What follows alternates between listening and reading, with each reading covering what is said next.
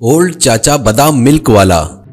एक गांव में एक बूढ़ा आदमी रहता था। वो एक ठेले पर बादाम मिल्क बेचने का काम करता था। सभी लोग उसे बादाम मिल्क चाचा करके बुलाते थे। वो इसी बादाम मिल्क को बेचकर अच्छी खासी प्रॉपर्टी, खेती, गाड़ी, बंगला, गाड़ी सब कुछ बनाया। ये सब के बावजूद भी वो बादाम मिल्क बेचता था, लेकिन हमेशा पता नहीं किसी गहरी सोच में ही डूबा रहता था। उसको पत्नी, बच्चे, बहू, नाती, पोते सभी थे, फिर भी क्यों अधूरे अधूरे से रहता था। हमेशा किसी सोच में रहता था। घर के सभी लोग उसे पूछते थे, आपको किस बात की कमी है? आप हमेशा इतनी सोच में क्यों रहते हो?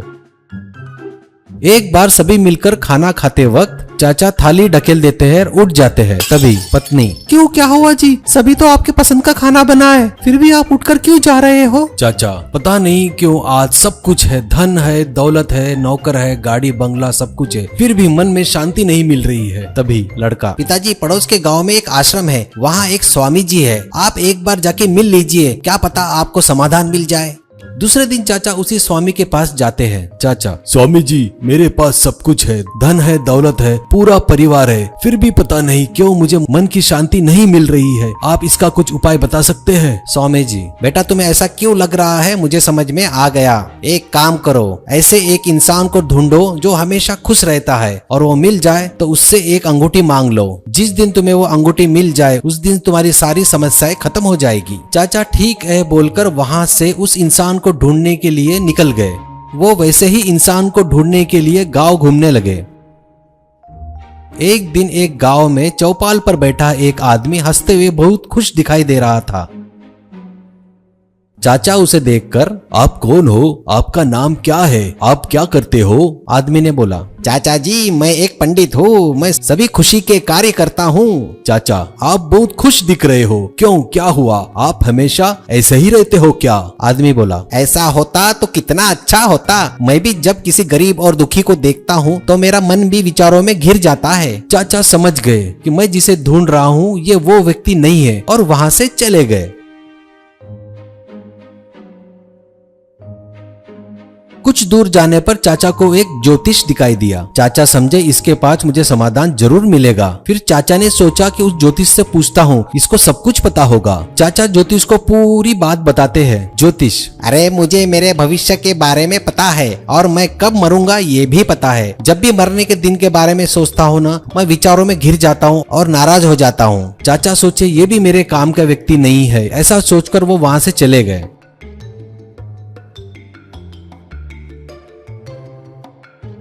कुछ दूर जाने पर चाचा को भीड़ दिखाई देती है और वो वहाँ जाकर देखते हैं। एक आदमी जोकर बनकर सबको हंसा रहा था और सभी लोग हंस रहे थे। चाचा वहाँ रुके। खेल खत्म होने के बाद वो जोकर के पास जाकर बोले, जोकर बेटा, तुम हमेशा ऐसे ही खुश रहते हो क्या? हंसते हंसाते रहते हो क्या? नहीं चाचा, मैं अपने पसंद से काम नहीं करता। परिवार की जिम्मेदारी है जो मुझे ये काम करवाती है। मुझे जोकर बनकर इस तरह खेल दिखाना मुझे बिल्कुल पसंद नहीं है। चाचा समझ गए कि ये भी व्यक्ति मेरे काम का नहीं है और आगे बढ़ गए।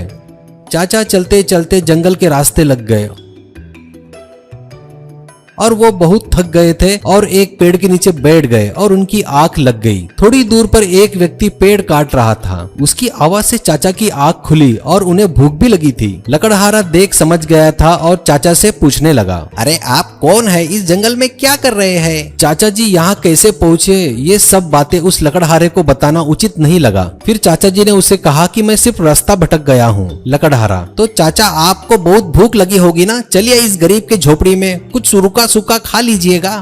और वो चाचा को अपनी झोपड़ी में ले गया। जंगल के बीच झोपड़ी काफी अच्छी लग रही थी। वहाँ पशु पक्षी, तरह तरह के फूल इत्यादि, मस्त वातावरण, ऐसा देख बहुत ही अच्छा लगा।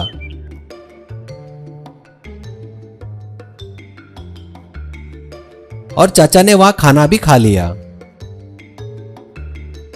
चाचा उस लकड़हारे से पूछते हैं, इस जंगल में तुम अकेले रहते हो? लकड़हारा, अरे मैं अकेला कहाँ हूँ, ये सब पशु पक्षी मेरे साथ, मेरे दिन, मेरी खुशियाँ इनके साथ गुजर जाती है। चाचा, तो तुम हमेशा खुश रहते हो क्या? लकड़हारा, हाँ हाँ, मैं कभी टेंशन नहीं लेता, मस्त रहता हूँ, खुश रहता हूँ। चाचा को लगा उसे वो इंसान मिल गया है जो उसे वो ढूंढ रहे हैं। चाचा लकड़हारे से कहते हैं, क्या तुम मुझे तुम्हारी अंगूठी दे सकते हो क्या? बदले में जितना पैसा चाहो मैं उतना दूंगा। लकड़हारा, मेरे पास अंगूठी नहीं है और पैसों को मैं क्या करूंगा, ऐसा कहा उसने। चाचा को समझ में आया कि मैं जिस व्यक्ति को ढूंढ रहा था वो व्यक्ति यही है।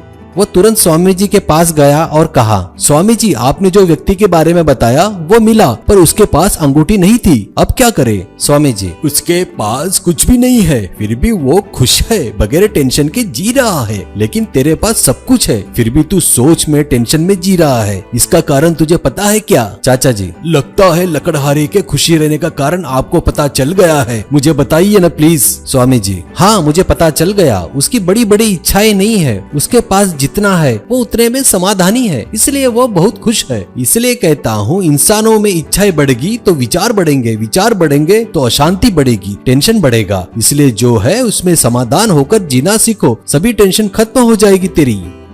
उस दिन से चाचा टेंशन लेना छोड़कर अपना बादाम मिल्क का ठेला लगाना शुरू किया और खुशी खुशी रहने लगे।